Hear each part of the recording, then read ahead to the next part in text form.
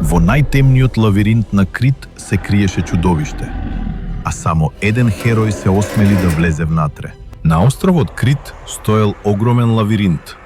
Во неговата темнина живеело чудовиште со тело на човек и глава на бик.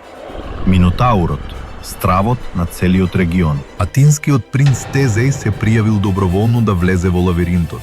Решил да стави крај на жртвувањата и да го ослободи својот народ. Критската принцеза Ариадна му дала магичен конец. Со него Тезеј можел да го најде патот назад, ако преживее. Тезеј влегол во камениот лавиринт. Студени коридори, ехо на далечни звуци и сенки што се движат низ дидовите. Секој чекор бил неизвестност. Оддалеку се слушал тропот на копита. Тезеј знаел дека чудовиштето е блиску. Во центарот на лавиринтот Тезеј го здогледал Минотаурот. Се судриле со силен удар. Херој против чудовиште, светлина против темнина. По тешка борба Тезеј го совладал Минотаурот.